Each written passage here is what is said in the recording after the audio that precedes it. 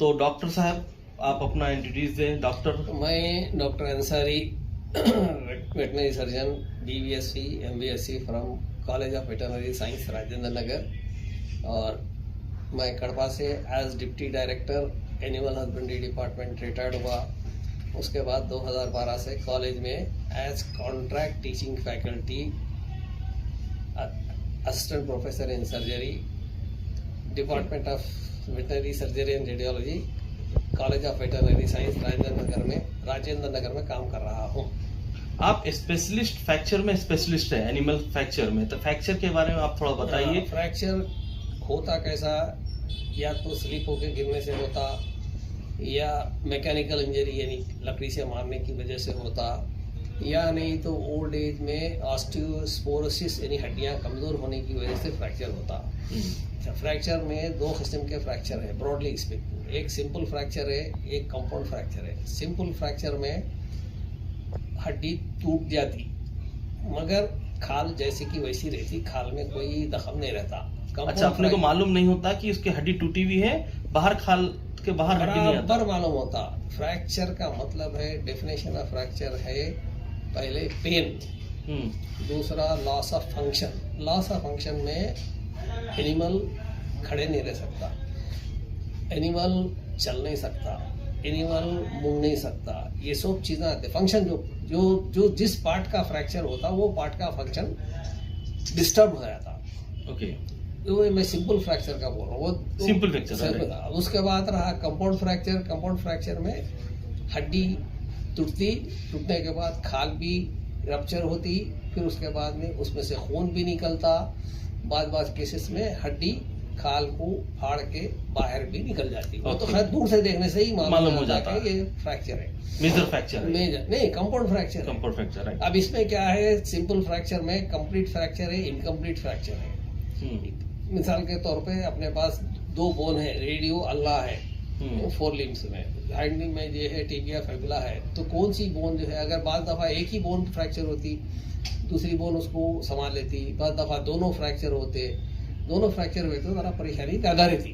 अभी जो हमारे फार्मर्स को अक्सर बाहर जो बकरी लेके जाती है और छोड़ते हैं, उसको कहीं मार लग जाता है किसी वजह से, तो पैर उठा करके चलने लगता है, तो उसके लिए सिंपल फ्रैक्चर के लिए क्या करना चाहिए? पैर उठा के नहीं, लॉस ऑफ फंक्शन से ही मालूम होता अपने को, चलता ही नहीं उन्हें, उसके ऊपर वेट ही नहीं डालता। अच्छा, नो वेट बेरिंग सबसे इम्पोर्टेंट फ्रैक्चर का अलामत है। फ्रैक्चर की अलामत नो वेट बेरिंग, यानी उसके ऊपर वजन नहीं डालता उन्हें। करेक्ट है। अब उसके बाद में, अब जंगल में जाने के बाद में फ्रैक्चर हो गया और उसके पास कुछ भी नहीं है, तो एक अल्टरनेटिव रहता है उसको गोद में उठा लेना, पहला, उसके ऊपर वजन नहीं डालने देना। दूसरा, गोद में उठाने से पहले अगर कुछ उसके पास कॉटन है या बैंडेज क्लॉथ है या धोती है या शमला है, फाड़ के फ्रैक्चर के साइड पे, साइट SITE साइड पे उसको जरा मोटा कर देना। मोटा करने से क्या होता, थोड़ा मोबिलिटी कम हो जाती, मोटा बन देना, तो मोबिलिटी कम हो जाती। इसकी वजह से क्या होता, दर्द में थोड़ा कमी आ जाती। अच्छा, उसके लिए अगर कुछ इमरजेंसी के लिए इंजेक्शन वगैरह देना है तो इंजेक्शन दे सकते, कोई भी पेन किलर दे सकते, non steroid anti inflammatory analysis antipyretic दे सकते, NSAID इंजेक्शन दे सकते, depending upon the body weight. Body weight के लिहाज से देना पड़ता है। तो क्या होता, जरा एनिमल कंफर्टेबल रहता। ओके, वो 6 to 10 आवर्स 12 आवर्स ऐसा रहता, वो आज उसको तकलीफ कम महसूस होती। तकलीफ तो कैसा भी रहती फ्रैक्चर में तो वो, मगर तकलीफ में कमी आ जाती इंजेक्शन देने के बाद। एक तो फौरन उसको लपट देना और गोद में उठा लेना, और अगर इंजेक्शन की सहूलत है, यूजुअली जंगल में इंजेक्शन की सहूलत नहीं रहती, तो सीधा लेके आके डॉक्टर के पास, अगर डॉक्टर जो है उस दिन दवा खाने का टाइम खत्म हो गया तो भी उसको जो है बिल्कुल छोटी सी जगह पे, यानी ऐसी जगह के ऊपर जहाँ से वो ज्यादा नहीं चल रहा, यानी अच्छा, छोटी सी जगह के ऊपर, तो वो बिल्कुल यानी उसके मूवमेंट्स रेस्ट्रिक्ट कर देना। वी हैव टू, अपन उसके एनिमल्स के मूवमेंट्स को कम से कम पे कर देना, और ज़्यादा से ज़्यादा उसको वेट नहीं डाले वैसा रखना। उसके बाद दूसरे दिन डॉक्टर के पास लेके जाना, ज़रूरत पड़ी तो सिंपल फ्रैक्चर में एक्सरे लेते, कंपाउंड फ्रैक्चर तो दिखते रहता, फटा हुआ रहता, और बाद दफा जो कंपाउंड फ्रैक्चर है, हड्डी ऐसा भी हो जाती। सिंपल फ्रैक्चर में नहीं होती। सिंपल फ्रैक्चर में जरा तो सूजन आ जाता और सूजन क्यों आता बोले तो वहाँ पे जो ब्लड वेसल्स रहते हैं, कैपिलरीज रहते हैं, वो रप्चर होते हैं। वो कुदरती है। रप्चर होने के बाद में वो लोग वहाँ पे क्लॉट जमा होता। क्लॉट जमा होके वो भी एक किस्म का स्कैफोल्ड बोलते हैं। स्कैफोल्ड बोलते तो फ्रैक्चर एंड को दोनों को सपोर्ट करता, यानी खून जमा होके घट होके उसको फ्रिक्शन को कम करता। तो मालिश करने की जरूरत नहीं है। मालिश करने से और मामला बिगड़ जाता। अच्छा, मालिश नहीं करना, बिल्कुल नहीं करना। फ्रैक्चर के साइड पे मालिश करना नुकसानदेह है।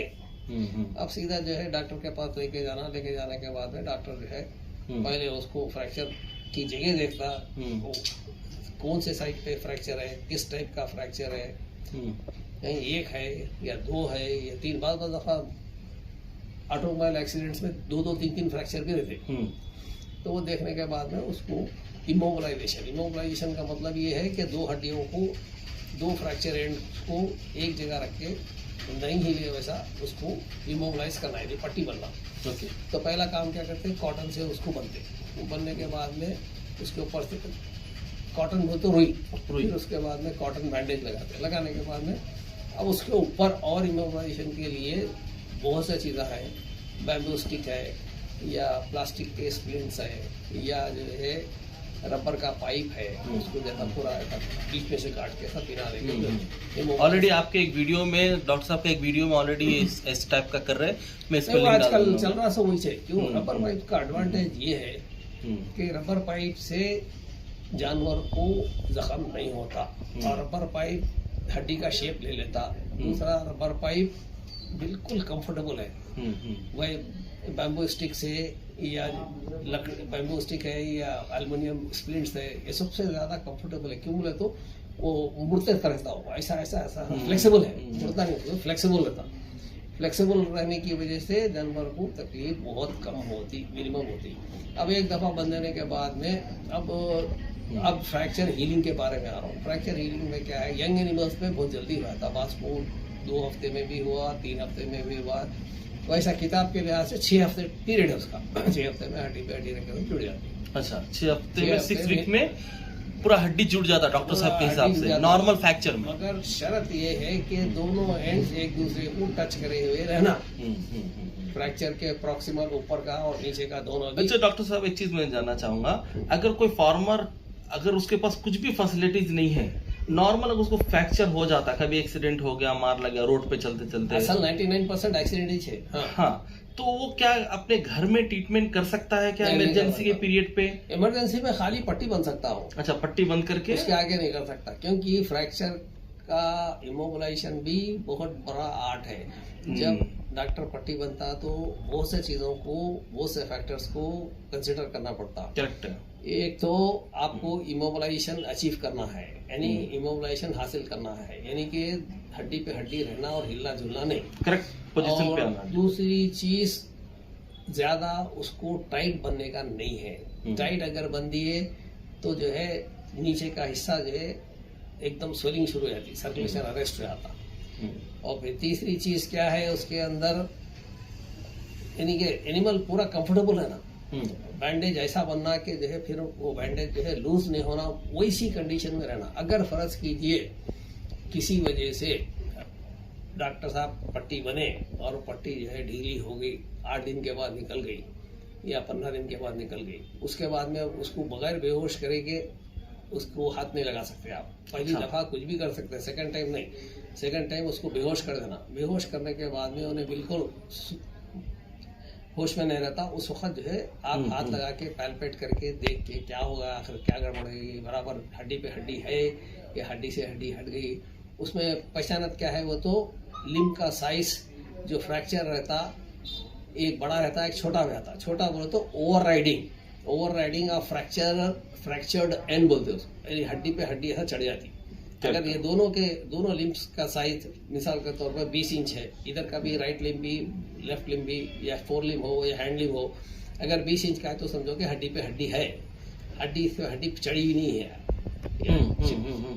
और इसमें ज्यादा परेशानी की जरूरत नहीं है। क्यों बोले तो ऊपर वाले की मेहरबानी से अगर 25% हड्डी पे हड्डी है भी तो जुड़ जाता। क्यों बोले तो इसको क्या बोलते हैं, क्लोज रिडक्शन बोलते हैं इस टाइप के फ्रैक्चर रिडक्शन को। क्लोज रिडक्शन का मतलब ये है कि उसको जो है ऑपरेशन नहीं करते, ऑपरेशन करने के बाद ऑपरेशन की जरूरत नहीं है। अगर ऑपरेशन करें तो फिर उसमें या तो इंट्रामेडुलरी पिनिंग डालते या नहीं तो प्लेट्स डालते, फिर स्क्रू से फिट करते। वो कॉम्प्लिकेशन बहुत हो जाते।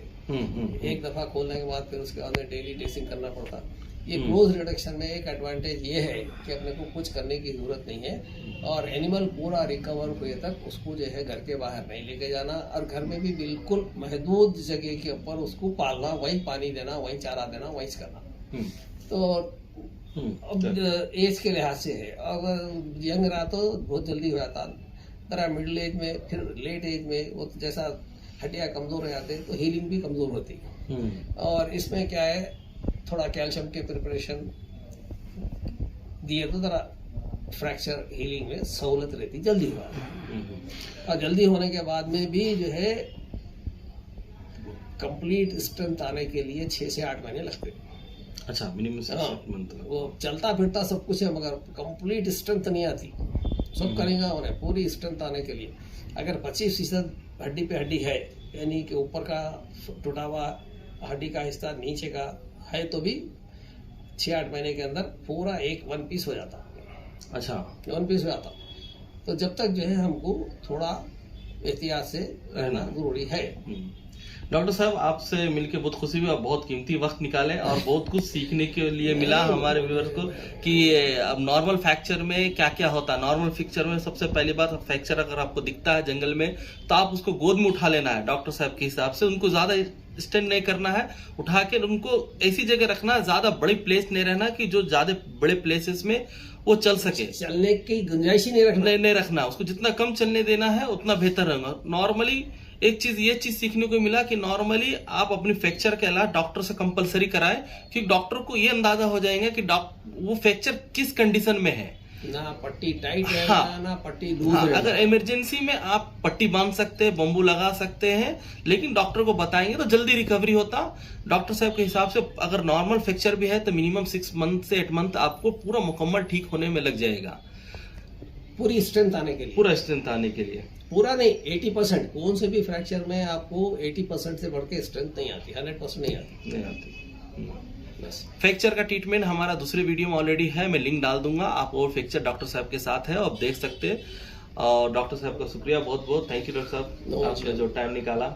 मैं ऐसे इनका लिंक, इनका नंबर आप डाल दूंगा मैं लिंक में, आप इनसे डायरेक्ट कॉल कर सकते हैं। नहीं, किसी को भी किसी जरूरत है तो मेरे से डायरेक्ट कॉल कर सकते हैं इनको, मैं लिंक डाल देता हूं। क्योंकि फ्रैक्चर आजकल बहुत ही डेलिकेट कॉम्प्लिकेटेड केस है और ऑटोमोबाइल्स की वजह से, इसकी वजह से, या जानवर जो है गलत जगह पे चलने के लिए चले गया, मारने की वजह से, ये इसका रीजन है। एक तो ऑटोमोबाइल्स है, दूसरा ग्रेजिंग है। वैसे तो जानवर की हड्डी मजबूत रहती, नहीं टूटती जब तक कि नहीं मार पड़ी। अब लकड़ी से मारे भी तो मार पड़ी। एक्सीडेंट हुआ तो ऑटोमोबाइल्स का, चाहे मोटरसाइकिल से हो, कार से हो, किसी से, वो भी एक्सीडेंट। करेक्ट, ठीक, थैंक यू।